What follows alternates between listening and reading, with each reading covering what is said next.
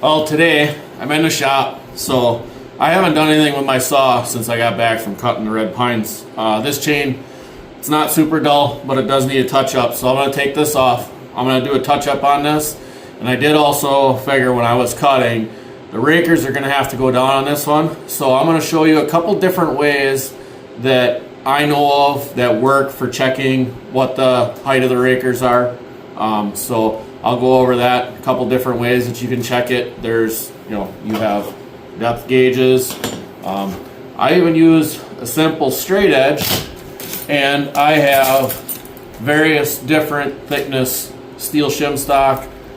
I have some plastic shim stock that I know what the thickness of it is, that I can use that to check it too. So I'll kind of show you how I do that. So first thing we're going to do is we're going to take this chain off. We're going to touch it up, and then we'll put it back on the saw, and then I'll set up and I'll show you different ways to check the rakers, because I do know they need to come down on this one. It needs to cut a little more aggressive, but I mean it still cuts really good. So we're going to take this off. I like my ratchet scrunch. It's kind of nice. Ratchet scrunch really works good if you got a full wrap handle. I don't have any full wrap handles just because I cut enough stuff close to the ground that a wrap handle wouldn't do me any good. Yeah, there's sometimes a wrap handle would be nice, but I get away without it, so I just do it the old school way. And we'll have to get some of that sawdust and stuff all cleaned out of here, and then we'll get it all cleaned out of the bar too.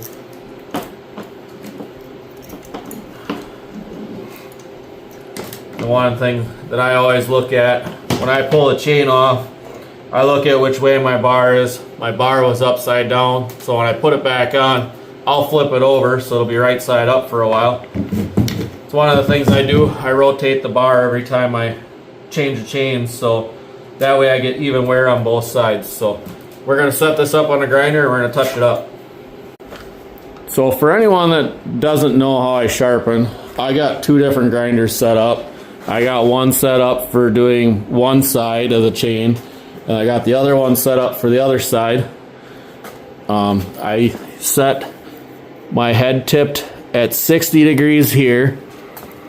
I run 25 degrees on the tooth, and then I also have the rail tipped 10 degrees this way for one side, and then for the other side I have it tipped 10 degrees back, so that 10 degree tip is going towards the center of the chain from the cutting edge like this here. So it actually is 10 degrees towards the center. So that's how I get my tooth profile.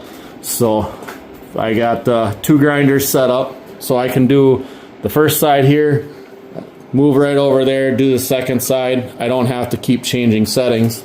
And then my wheel is dressed parallel to what the rail down here is, and I have it set up that way on both of them. And if the camera will focus, you'll see how this wheel's got a little bit of black glazing to it. I'll dress that before I start grinding.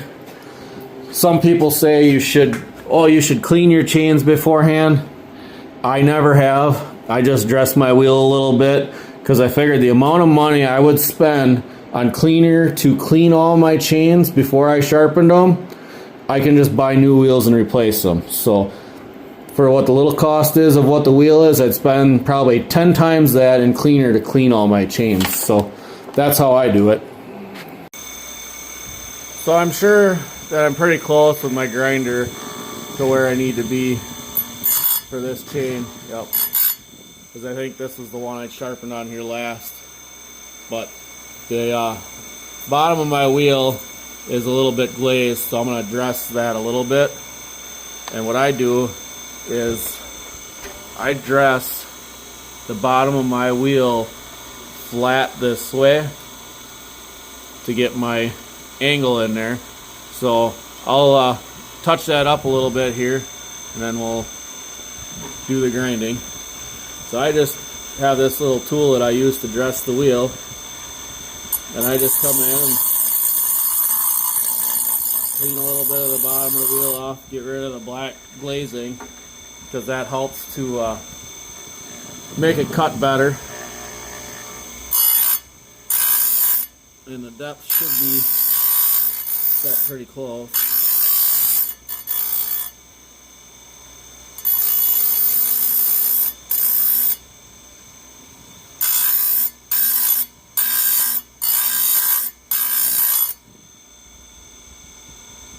Oh yeah, that's good and sharp. So we're going to go with that, and we're going to get it all touched up here.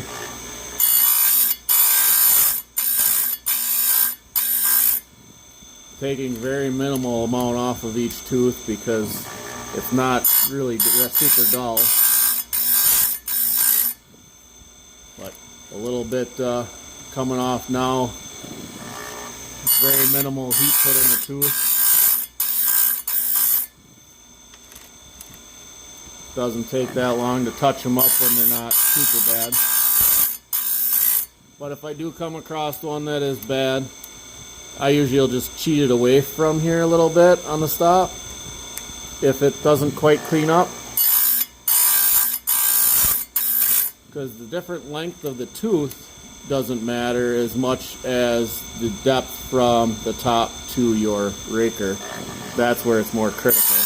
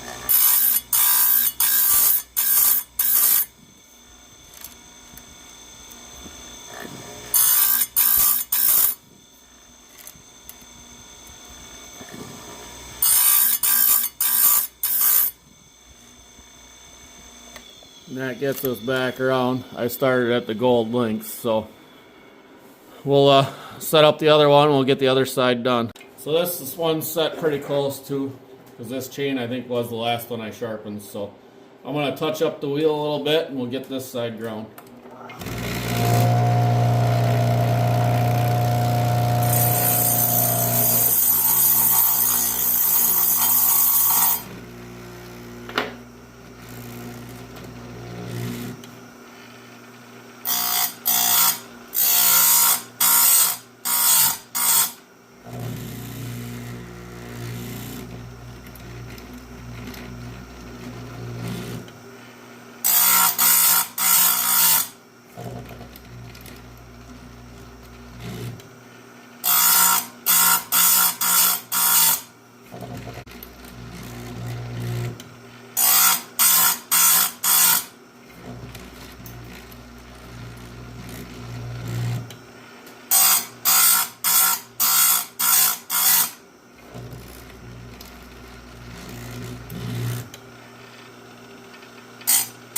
So this tooth here is a little shorter, so I'll just cheat it away a little bit just to get that edge cleaned up. Probably a tooth that at one time had a really bad spot in it that I had to take more off of. Looks like there's two of them in a row here.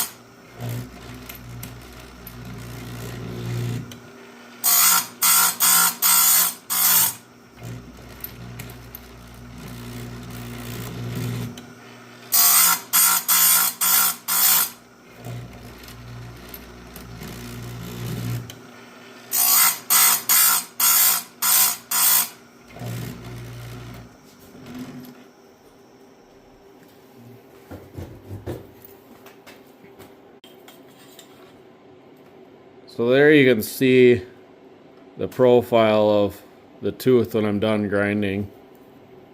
And you know, a lot of people say that a grinder leaves a burr.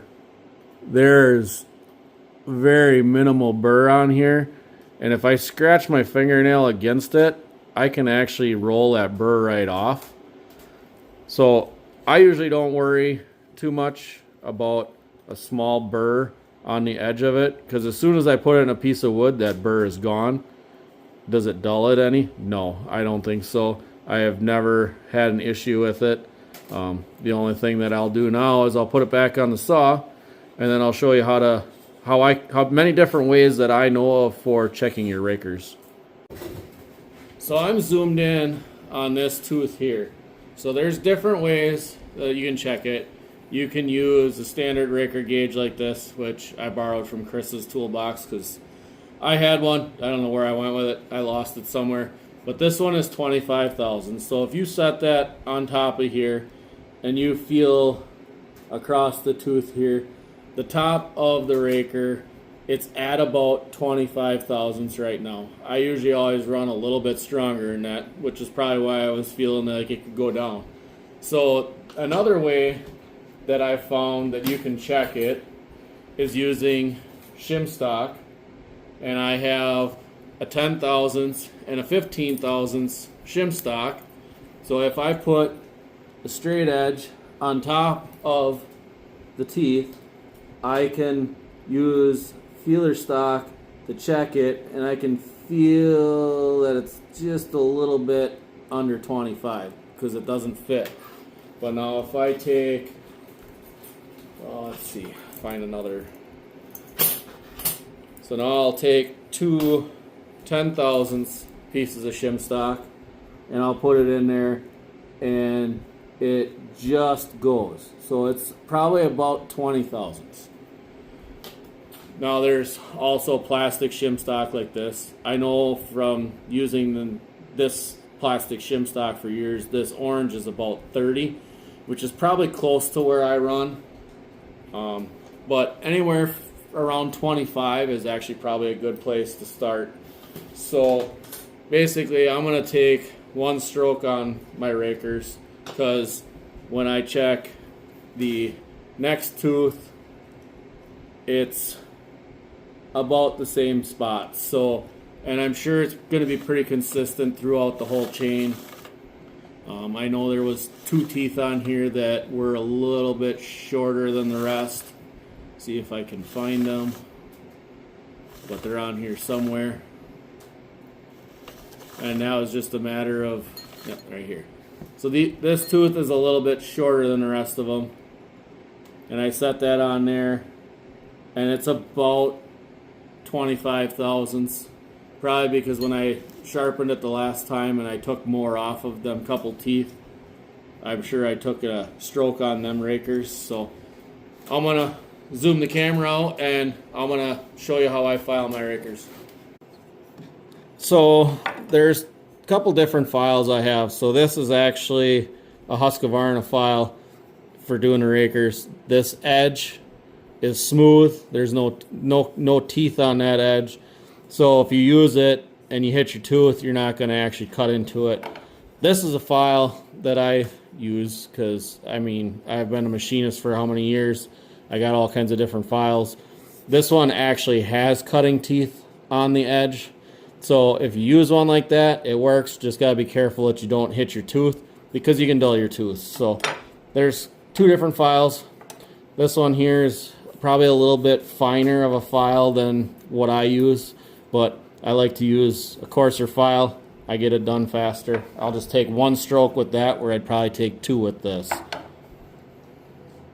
One thing that I always do when I take my rakers down, I put a pair of gloves on, because if I slip, I'm probably going to cut myself because the chain is really sharp. But normally when I sharpen, I usually don't wear gloves. I mean, I work in a machine shop, so I'm used to handling sharp stuff all the time. Anybody's interested in the saw vices, if you contact Chris at In the Woodyard, that's where you can get the vices. I actually make them at my work. and he sells them. So if you're looking for a saw vise like that, works great. You put it on a board, you can take it with you anywhere you want to go. So, but let's see, we're gonna find my gold link tooth, and that's where I'm gonna start. So I'm gonna grab a hold of it here. I grab the tooth, that way I don't hit the tooth, and I'm just gonna take my file and I'm gonna take one stroke on there. Then we're gonna go to the next one. We're just gonna keep on going down the line, doing that one side of the chain, and then I'll come back and I'll catch the other side after I turn the saw around.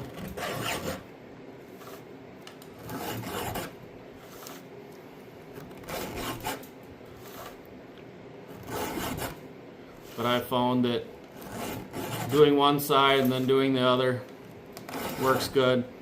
Yeah, I guess if I was laying behind the saw, I could turn the file around and go both directions, but I find it's easier just to do one side and then flip it around and do the other side.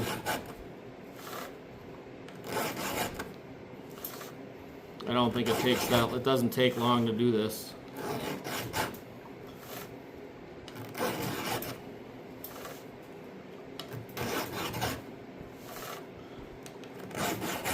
There, I'm done with that side.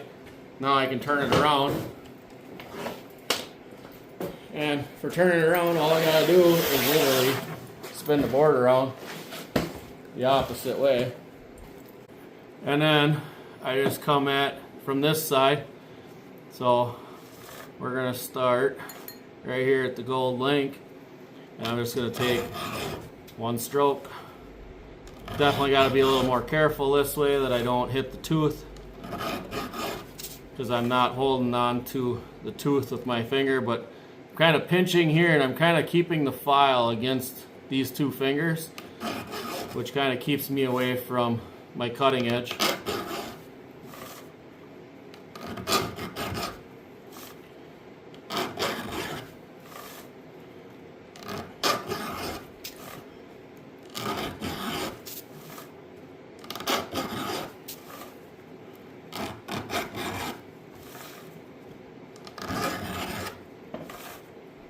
Nice thing, the saw vise is nice and rigid, and it's nice and easy to you can either do it on the tailgate of your truck, you can carry it with you out in the woods if you really wanted to. But usually when I'm out in the woods, I usually carry a file with me as a just in case. I do have a file that I have ground for my specialty angles, but usually if I'm out in the woods and I have an issue, I usually just change the chain. And then I sharpen when I get home. And we are back around to where we started. So now that I got it sharpened, I mean, if I put Chris's 25 thousandths gauge on there, I can definitely feel that tooth, or that the raker is below the top of the gauge. I can see it's below the top of the gauge. And if I take my straight edge and lay it on here and I check it, this is my 30 thousandths shim. It just about goes. So I know that I'm real close to where I like to be. It's maybe a little shy. I could have probably went maybe another half a stroke. But if I take my 10 thousandths and my 15 thousandths shim, lay the ruler on there, and I run that through, that easily goes over the top of the tooth. So that does mean that I'm at a good solid 25 thousandths, which is about where you want to be. I don't like to be super aggressive for doing tree jobs, but if I'm just going to be cutting firewood all day, I wouldn't be afraid to take the rakers down one more full stroke, because it will cut faster. So, and as far as somebody that, you know, if you don't have a depth gauge, if you don't have shims, you can take a sheet of paper and fold it over multiple times and use that as a gauge to check too, because the sheet of paper is about 5 thousandths thick. So if you take a sheet of paper and you fold it over 5 times, you're at 25. So that'd be easy, cheap, quick method. If all of a sudden, hey, I don't know where I left my depth gauge, well, that's an easy way to do it. If you don't have shim stock, I've done that before too, because all my shim stock used to always be in my toolbox at work. But now when I change jobs, my toolbox is at home, so I have a lot more of that stuff at home. So, and a lot of people say, you know, oh, all your teeth have to be the same length, same amount of strokes. They don't have to be. As long as they're sharp and the rakers are set to each tooth is all that really matters. Because if your raker is not set to your tooth, that tooth isn't going to cut like it should. And that if it's not cutting enough, it's going to take longer and it's going to put more wear on it where you want that tooth to cut. So, but that's the way I look at it for sharpening. I mean, if I was going to cut firewood all day, every day, I'd probably go more aggressive on my rakers, but I do a fair amount of tree jobs, so I like to keep my rakers kind of on the calm side. I like them to cut fast, but I also want them to be controlled. I don't want it to cut way too fast and then all of a sudden I cut my hinge off when I shouldn't have cut my hinge off. So thanks for watching, and we'll catch you on the next one. Bye.